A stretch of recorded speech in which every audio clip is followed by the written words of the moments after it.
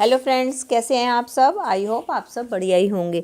मेरे चैनल में फिर से आपका बहुत बहुत स्वागत है दोस्तों। आज मैं फिर आपके लिए कुछ टिप्स एंड ट्रिक्स लेकर आ गई हूं जो कि आपके समय के साथ साथ आपके पैसे की भी बचत करने वाले हैं। चलिए देर ना करते हुए वीडियो शुरू करते हैं अपनी पहली टिप से।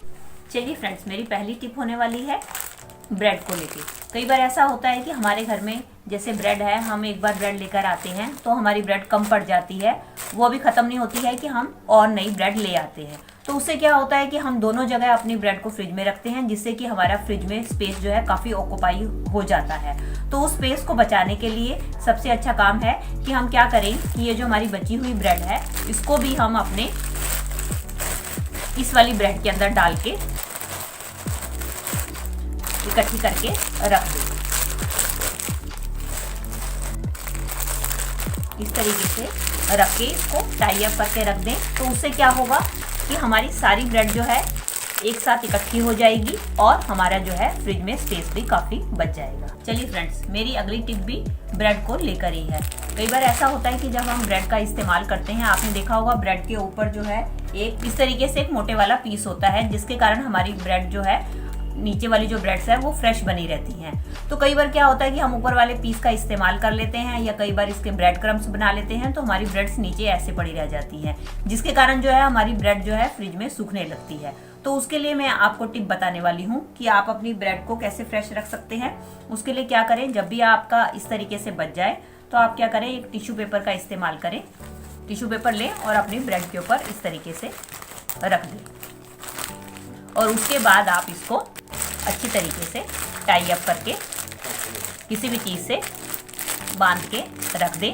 तो इसके बाद आप देखेंगे कि आपकी ब्रेड नीचे की सूखेगी नहीं और काफ़ी टाइम तक फ्रेश रहेगी। और तीसरी टिप भी ब्रेड के साथ ही होने वाली है कि अगर आप जैसे इसको ब्रेड को किसी भी चीज़ से बांध कर रखते हैं ताकि ये फ्रेश बनी रहे, तो उसके लिए अगर आपके पास कोई सामान नहीं है इसको बांधने के लिए, कुछ भी नहीं है, तो आप क्या कर सकते हैं, इसको इस तरीके से रोल करके आपके पास कोई भी पुराना जो ब्रेड का कवर पड़ा हुआ है उसको आप वापस इसके ऊपर इस तरीके से चढ़ा दें।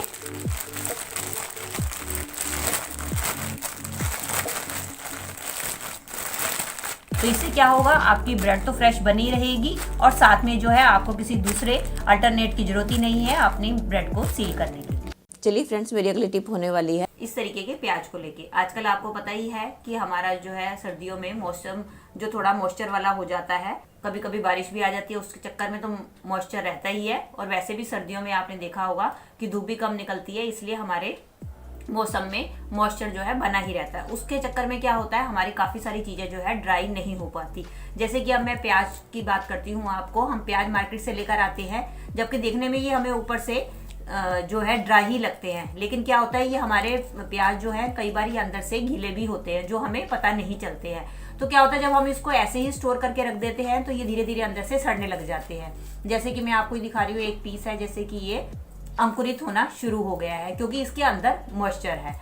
अब ये दूसरा मैं दिखा रही हूँ कि ये देखिए कि इसको अगर हम ऐसे ही रख देते हैं तो ये धीरे धीरे अंदर से गलना शुरू हो जाता है। अगर आप ये देख पा रहे हो तो ये देखिए अंदर से ये गल चुका है। तो हमें इसको इस तरीके से स्टोर करना चाहिए ताकि इसका मॉइस्चर खत्म हो जाए। इसके लिए सबसे पहला काम तो है, आप इसको जब भी मार्केट से प्याज लेकर आए तो आप इसको धूप में रख के कम से कम 2-3 घंटे की धूप दिखा दें ताकि ये अच्छी तरीके से मॉइस्चर जो है इसके अंदर का सूख जाए। और इसके बाद मैं आपको इसको बताऊंगी कि कैसे स्टोर करके रखना है। और दूसरा तरीका है कि आप उसको दूसरा तरीका है कि आप इसका, अगर आपके वहाँ पे धूप नहीं आती है और किसी कारणवश धूप बारिश के चक्कर में नहीं आ रही है और आपने इसको ड्राई करना है, तो उसके लिए आप क्या करें, गैस के ऊपर एक कढ़ाई रखेंगे और उसके अंदर आप इसको थोड़ा सा रोस्ट कर लें। उससे क्या होगा, इसका अंदर का मॉइस्चर सूख जाएगा। तो उसके बाद आप इसको स्टोर करके रख सकते हैं। जब आपकी ये अंदर से ड्राई हो जाए, जब आप इसको सुखा लें धूप में, और जिस तरीके का मेथड मैंने आपको बताया है, उसके बाद आप इसको स्टोर कैसे करें वो मैं आपको बताती हूँ। उसके लिए आप इस तरीके से एक टोकरी ले लें। आपकी टोकरी जो है खुली और हवादार होनी चाहिए, जिसमें चारों तरफ से छेद हों। उसके बाद आप कोई भी पेपर ले सकते हैं, जैसे कि मैंने टिश्यू पेपर का इस्तेमाल किया है। आप इसी तरीका का ले तो ज़्यादा अच्छा रहेगा, क्योंकि ये जो है टिश्यू पेपर आपके मॉइस्चर को जो है एब्जॉर्ब भी करता है। तो इस तरीके से आप टिश्यू पेपर लें। टिश्यू पेपर लेने के बाद अपने जो ऑनियंस है उसको आप इसके अंदर रख दें। इससे क्या होगा कि ये, और एक के ऊपर एक ना रख के अलग अलग करके रखें, ताकि जो है साइड्स में भी हवा जाती रहे और नीचे से इसका जो है, अगर इसके अंदर कोई मॉइस्चर है, इसको टिश्यू पेपर एब्जॉर्ब कर लेगा। इस तरीके से खुले और हवादार स्थान पे रखें और ये साइड से खुला होगा तो साइड से भी इसको हवा लगती रहेगी, जिससे ये अंदर से भी सूखते रहेंगे और ये गलेंगे नहीं और ना ही अंकुरित होंगे। और सबसे बड़ी बात है कि जब भी आप इसको मार्केट से लेकर आए, सबसे पहला काम ये करें कि हम जब भी मार्केट जाते हैं तो मोस्टली हम जो है पॉलिथीन्स में ही सामान लेकर आते हैं। तो सबसे पहला काम करें, आप इसको पॉलिथीन में से निकाल के जरूर रख दें, कि कई बार होता है गलती से हम उसमें रखा छोड़ देते हैं तो ये अंदर ही अंदर गलने शुरू हो जाते हैं। और कोशिश करें कि अगर आप इसको स्टोर करना है तो अगर आपके पास पेपर का कोई बैग है तो आप उसके अंदर थोड़े थोड़े छेद करके उसके अंदर स्टोर करके रखें, तो आपके प्याज जो है और लंबे समय तक फ्रेश बने रहेंगे। चलिए फ्रेंड्स, अदरक को लेके आजकल हम सब जानते हैं कि सर्दियों का मौसम है, अदरक मार्केट में बहुत सस्ता आया हुआ है, तो हम क्या करते हैं, उसको काफी मात्रा में खरीद के ले आते हैं। लेकिन कई बार ऐसा होता है कि हम उसको ढंग से स्टोर करके नहीं रखते, तो क्या होता है, वो इस तरीके से हमारा अदरक जो है कई बार पड़ा पड़ा सूख जाता है। तो उसके लिए मैं आपको टिप बताने वाली हूँ कि अगर आपका अदरक इस तरीके से सूख जाए तो आप उसको फेंके नहीं, उसका आप किस तरीके से यूज कर सकते हैं। उसके लिए आप क्या करें, जैसे कि ये हमारा अदरक जो है सूख गया है, इसका मैं अब आपको इस्तेमाल बताने वाली हूँ कि आप इसको किस तरीके से इस्तेमाल कर सकते हैं। सबसे पहला इस्तेमाल तो ये है कि जब भी आप अपनी दालें स्टोर करके रखते हैं, जैसे कि ये काला चना है जिसमें हमारा बहुत जल्दी कीड़ा लग जाता है, तो आप इसको स्टोर करने के लिए भी इस सूखे हुए अदरक का इस्तेमाल कर सकते हैं। तो आप क्या करें, अपने अदरक को अपनी दालों के अंदर डाल के अच्छी तरीके से बंद करके रख दें। इससे आप देखेंगे कि आपकी दालें काफी लंबे समय तक ठीक रहेंगी और इनमें किसी भी टाइप का कोई भी कीड़ा नहीं लगेगा। चलिए फ्रेंड्स, मेरी अगली टिप होने वाली है आटा गूंथने को लेके। सर्दियों में क्या हम हमेशा ही आटा गूंथते हैं, लेकिन आपने एक बात नोट की होगी, जब भी हम सर्दियों में आटा गूंथते हैं तो आपने ये देखा होगा कि आटा जो है अच्छी तरीके से हमारा जो है बाइंड नहीं हो पाता है, क्योंकि सर्दियों में जो हम पानी से आटा गूंथते हैं, जो नॉर्मल पानी आता है वो जरूरत से ज्यादा हमारा ठंडा होता है, तो जिससे क्या है, हमारा आटा अच्छी तरीके से बाइंड नहीं हो पाता। तो उसके लिए मैं टिप बताने वाली हूँ कि जब भी आप सर्दियों में आटा गूंथें तो अगर आप नॉर्मल वाटर की जगह गुनगुने पानी का इस्तेमाल करेंगे, तो आप देख रहे होंगे इसमें पानी में से हल्की हल्की भाप निकल रही है, अगर आपको दिख रहा होगा, ये मैंने पानी को हल्का सा गर्म कर लिया है। अगर आप इस गर्म पानी से आटे को गूंथेंगे तो आप देखेंगे आपका आटा बहुत जल्दी से बाइंड होगा और इतना स्मूथ आटा गूंथेगा आपका। और इससे अगर आप रोटी बनाएंगे तो आप देखेंगे कि आपकी रोटी बहुत ही सॉफ्ट बनेगी। अभी मैं आपको सारा आटा गूंथ के दिखाती हूँ, फिर आपको बताती हूँ कि आटा ये दिखने में कितना ही स्मूथ है। ये देख लीजिए दोस्तों, मैंने सारा का सारा आटा गूंथ लिया है। अब आप देख सकते हैं आटा मेरा इतना स्मूथ गूंथा है। आप जब इस टिप को फॉलो करेंगे तभी आप इसको पहचान पाएंगे कि ये कितना स्मूथ है। ये देखिए, इसके साथ ही मैं आपको दूसरी टिप बताने वाली हूँ कि जब हम आटा अपना गूंथ लेते हैं और जब हम इसको स्टोर करने के लिए, गूंथने के बाद बाई चांस हमारा आटा बच जाता है, और जब हम इसको स्टोर करने के लिए जब इसको किसी बर्तन में ट्रांसफ़र करते हैं तो उस बात का ध्यान रखें कि जैसे सपोज मैंने ये आटा गूंथा है, इसको मैंने इस कटोरे में डाल के रखना है, तो उसको डालने से पहले आप इस कटोरे को अच्छी तरीके से ऑयल से ग्रीस कर लें। ग्रीस करने के बाद अब ये आप अपना आटा, अब ये आटा जो है आप इसमें डालें। इससे क्या होगा, जब ये आटा आप फ्रिज में से नेक्स्ट टाइम निकालेंगे, जब आपका आटा इसमें से खत्म हो जाएगा इस कटोरे में से, तो आप देखेंगे कि कई बार ऐसा होता है कि हम आटा रखते हैं तो इसके नीचे जो है आटा हमारा काफ़ी सारा चिपका रहता है, जिससे कि हमारा आटा काफ़ी वेस्ट हो जाता है। जब आपका ये आटा सारा यूज़ हो जाएगा तब आप देखेंगे कि आपका आटा नीचे से बिल्कुल भी नहीं चिपकेगा।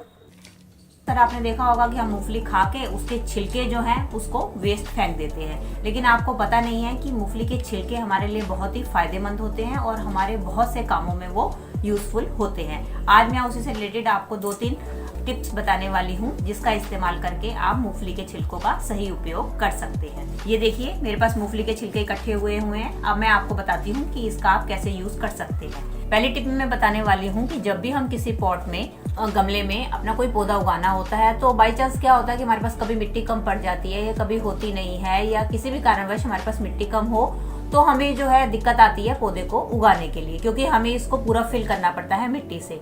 उस टाइम पे अगर आप मूंगफली के छिलके आप नीचे डाल दें, इसको आधा फिल्म मूंगफली के छिलकों से कर दें और इसके बाद आप इसके ऊपर मिट्टी डाल के कोई पौधा उगाएंगे तो आपका काम भी बन जाएगा और आराम से आपका पौधा भी उग जाएगा। क्योंकि मिट्टी जो है ये मूंगफली के छिलके धीरे धीरे ये इसका हाथ बनते चले जाएंगे कि आपके पौधे को न्यूट्रिशन तो देंगे ही और साथ में साथ आपका जो है पौधा भी अच्छी तरीके से उग जाएगा। बस आप एक बात का ध्यान रखें कि जो पौधा है वो छोटा ही लगाएं ताकि वो मिट्टी तक ही आ सके, उसकी जड़ें इतनी लंबी नहीं होनी चाहिए कि वो नीचे तक चले जाए। चलिए फ्रेंड्स, अगली टिप हमारी जो है वो गर्मियों के लिए बहुत ही यूजफुल होने वाली है। कई बार ऐसा होता है कि गर्मियों में जो है हमारे पौधों के अंदर नमी की कमी हो जाती है, क्योंकि हम जो है पानी उसके अंदर इतना प्रॉपर नहीं डाल पाते, या हम जो पानी डालते भी हैं तो उसके अंदर नमी की कमी हो जाती है। उसको दूर करने के लिए भी छिलके हमारे बहुत ही मददगार साबित होते हैं। तो हम क्या करें, ये जो अपने छिलके हैं, वेस्ट छिलके जो हैं, हम अपने प्लांट्स के इधर जो मिट्टी वाला पार्ट है उसके आसपास अगर हम लगा देंगे, ये देखिए जैसे मैं लगा रही हूँ, आप सारे अपने जो मिट्टी वाला पार्ट है उस पर अपने छिलकों को इस तरीके से लगा दें। और इसके बाद अगर आप पानी डालेंगे तो उसका एक फायदा तो ये होगा कि ये धीरे धीरे ये मेल्ट हो के ये एक आपका फर्टिलाइजर बन जाएगा। और दूसरा क्या है कि मूंगफली के छिलकों में इतनी क्षमता होती है कि ये अपने अंदर जो पानी को ऑब्जॉर्व करके रखते हैं, जिससे क्या है हमारे मिट्टी के अंदर नमी बनी रहेगी और हमारे पौधों को जो है न्यूट्रिशन मिलता रहेगा और हमारे पौधे बहुत अच्छी तरीके से ग्रो करेंगे। अगली टिप में मैं आपको बताने वाली हूँ कि आप मूंगफली के छिलके का कैसे इस्तेमाल कर सकते हैं। इसके लिए आप मूंगफली के छिलकों को आप धूप में सुखा लीजिए। जब वो सूख जाएं, जैसे कि मैंने ये छिलके धूप में सुखा रखे हैं, अब हम क्या करेंगे, इसको सुखा के एक मिक्सिंग जार में